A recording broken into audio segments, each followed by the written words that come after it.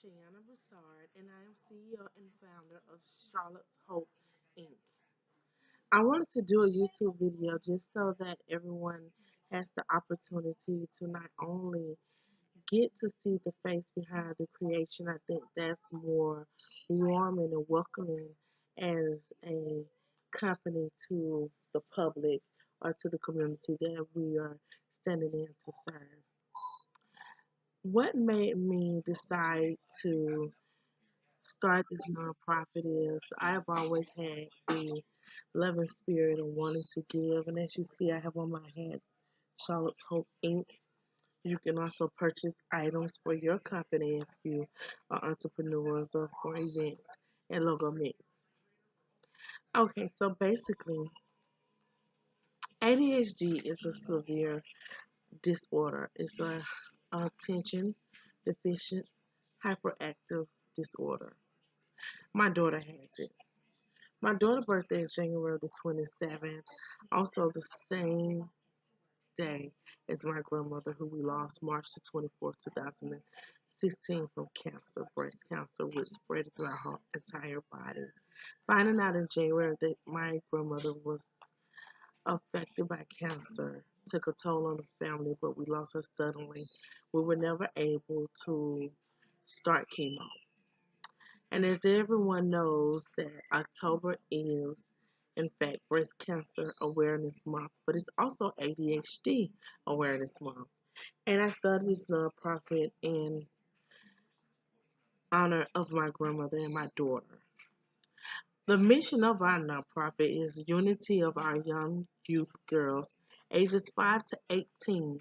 Because as you know, many don't know, well, many know and do not fully understand just how horrible this disease cancer is. It starts in as early as infant babies can be diagnosed, small babies, toddlers.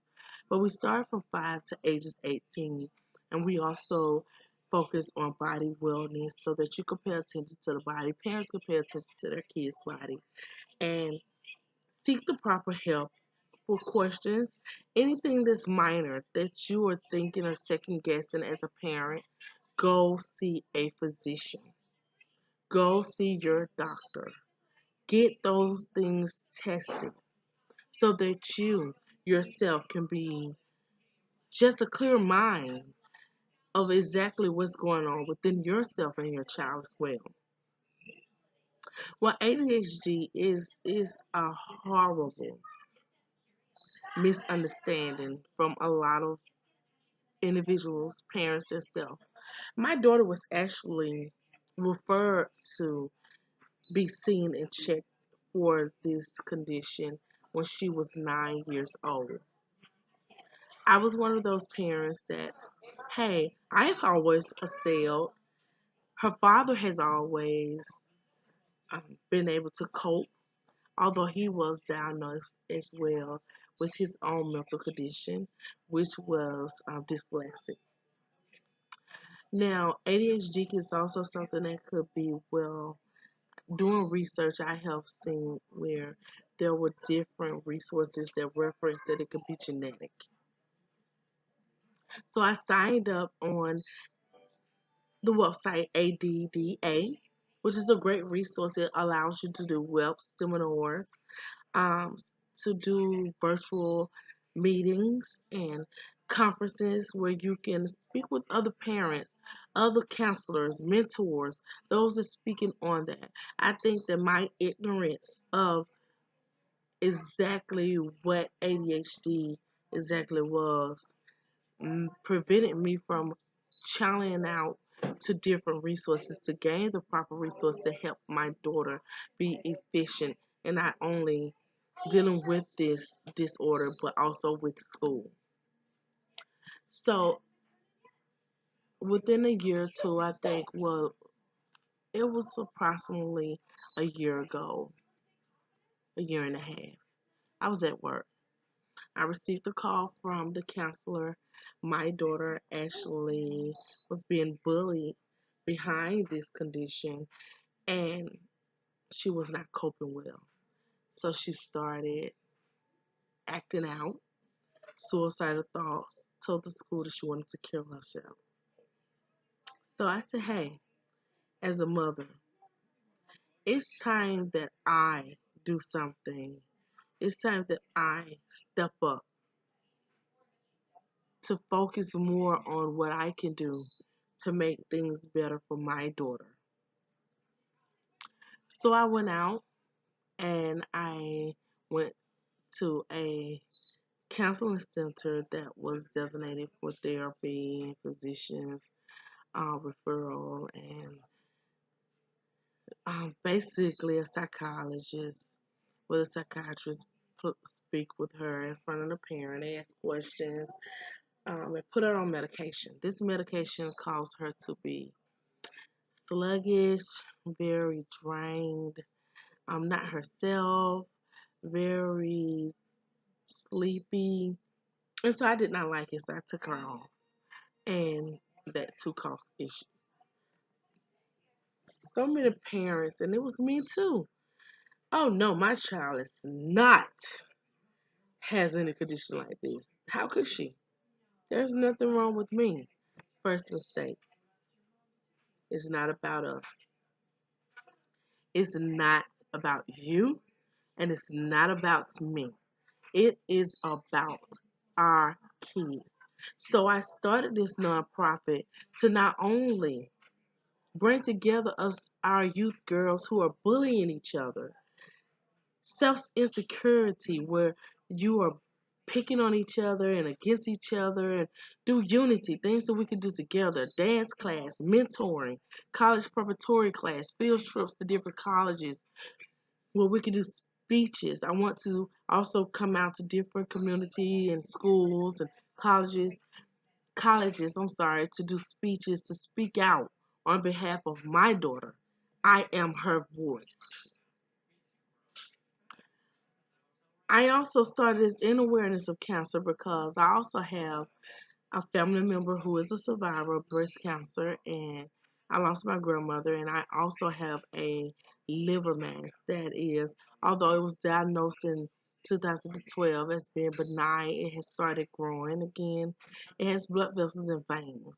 So therefore, it's like a living tumor, and it has a blood supply, which is the reason why I have to start back having my yearly, twice a year, MRIs done. My liver mass is one of the unique ones that is there. They are rare. Liver masses itself are common, but mine is rare. It hangs outside of my liver, which causes like a bug in my stomach, so it'll never be completely flat again. It used to depress me. I went into depression.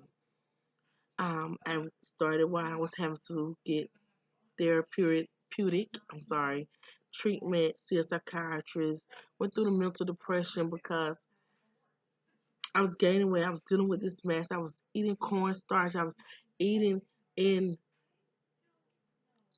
inhabiting bad habits due to depression, and I had to snap out of it. I have 5 kids. I have 3 kids that I birthed. I have had 4 cesareans.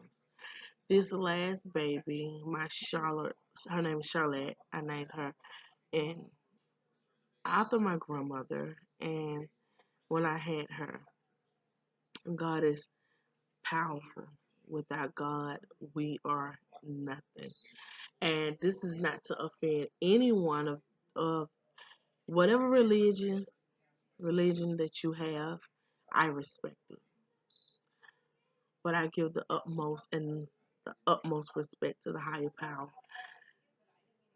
When I was around 6.5, 7 months, I said 7 months, 6.5, I was having to be taken off work and restricted a lot because my daughter was not growing properly.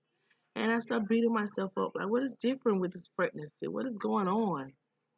Is it me? She's not growing. What could this be? So I was back and forth. I was having to have ultrasounds weekly, so that they could monitor her. I was having to drink Ensure because on the physician's end, they are concerned. The baby is underweight. That is not a good sign. And an ultrasound tech told me from the radiologist department because a radiologist doctor had to review my ultrasounds weekly as well. If it's not the baby, and it seems that she is healthy, she's just not growing. When I was 30 weeks, she was measuring to be 26 weeks. Anyone who has been pregnant, any physician, anyone who has um, worked in an OBGYN clinic dealing with ultrasounds and things of that sort knows that that is a concern. And I just could not figure out what was wrong, what was wrong. And at my 36th, 35th week, going on 36, they decided they were going to take her at 37 weeks because it was a concern that she was not growing. And if it's not her, it has to be an issue with my body. I also found out that I had 3 fibroids, four. One was very small, a cyst on my ovary, and 3 fibroids that had started growing, but it was not extreme. So I was dealing with a lot of health issues, and it was depressing me, but I had to snap out of it. Depression is the devil's manipulation of the mind. Whatever happens, whether it's good or bad, you have to understand that it is His will that it be done. So I could not figure out, but I'm gonna tell you how God is good. The day that I delivered, I was fearful because when I had my fourth, I had a tubal reversal in 2012, February 7th, and when I had that, the doctor told me after I had my first tubal reversal baby that you could not have, due to the severeness of your scar tissue, I highly recommend you getting your tubes retied, or you can't have any more kids. It may kill you. So when I found out I was pregnant with Charolette, it was, some would say, a crazy decision to keep her. Although I knew God made no mistakes, and if I ended up pregnant out with her, and this is the honest truth, I said this with the most. I know it's hard to believe anything. It was only one time that I ended up pregnant with her. So on my end, I said it had to be God, and who am I to make that decision? If it wasn't meant to be, maybe I would miscarriage. I know that's an awful way to think. I just could not build myself up to get rid of her. So to prolong the story, when I ended up going in labor, they told me I had to have a C-section, my fourth cesarean. If she would have been a pound bigger, she was 4 pounds, I would have died. I am here to tell you guys that story. God, and I will always say my guardian angel, Charlotte, protected me. She remained healthy inside of me, but she stopped growing because if she would have continued growing, I would not be here to tell this story. So I wanted to get that out. But this organization is me bringing back our community girls. There are so many girls, so many youths out here looking at these entertainers, and and I said it with the utmost respect. I love music. I love a lot of you guys that are in the entertainment world with the highest, most respect that I can give. You guys have a hard job to be able to get out here and to provide the public with laughter, fun, tears, things that you provide us, and try to live your life while having paparazzis and the public look at you consistently.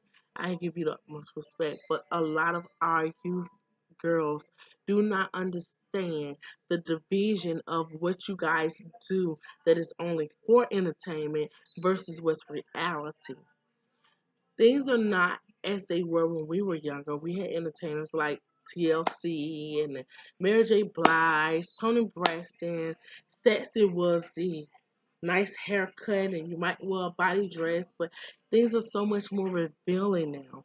These youth girls are doing more negative activities. You don't hardly see, since technology has become so advanced. You do not see a lot of kids outside the way you used to when we were younger. We played inner hop, kickball, softball, IUT out, things of that sort. You do not see kids outside like this anymore.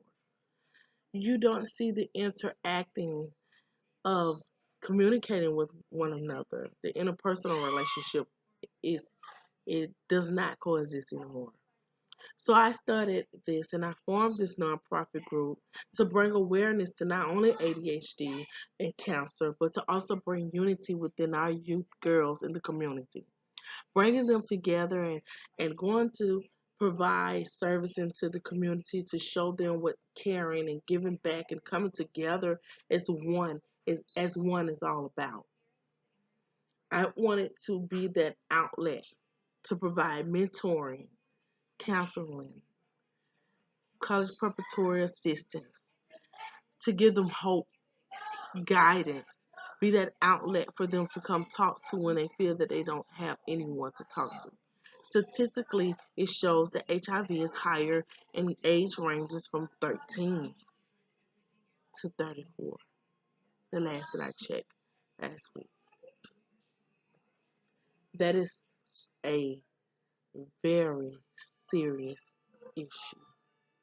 Our babies are giving up their bodies to not only teenage boys, but these grown pedophiles that sit online, manipulate them, trick them, catfish them, as I say, and playing with their minds. And it touched my heart to see our girls so grown up so fast. You have forever to be grown. You have 18 years to be a child. So the purpose of this nonprofit is not a scam. We aren't just trying to throw something together. I am sincere when I say that all that I have, I am giving back into these girls. And my daughter is well, she's so talented. She can sing, she can dance. All she needs is me behind her and to see that she's not the only one. I'm also providing counseling classes and sections by reaching out to a few counselors and psychologists and ther- therapies and psychiatrists in the community and see who have time to provide pop-ins for us. Provide information in pamphlets and conference seminars and things of that sort for parents to be able to read, cope, and understand how to also deal with raising a child with ADHD. Sometimes it's difficult. When my daughter is enraged, sometimes it's hard for me as a parent. I have to woosah and learn how to bring her down, to teach her how to deal with it, and how to elevate, and how to cope, and how to use other outlets to communicate instead of just automatically getting angry or going off to herself or throwing tantrums. I want to be that outlet, that resource that parents can call me. I don't care what time it is. Say, hey, how do I deal with this? Since I started this, I have been doing a lot of these events and a lot of things besides what I have posted for us helping families and that are in need out of pocket, out of my own resources, out of my own funding. I am legal. We are a legal nonprofit organization. This is not something that we just came up with. I'm gonna hide my address, but and some of my number. As you see, this is the IRS, and Charlotte's Hope. I do not want you guys to feel that when I did end up making a GoFundMe due to the fact that there's a certain amount of funds that I took out myself in credit for the event that I am planning. It's a Christmas event to give back to the community. There are so many families who, due to moving, rent, light, gas, utility, and all other things that life can do to prevent you from being able to financially do for your kids. I wanted to give back. The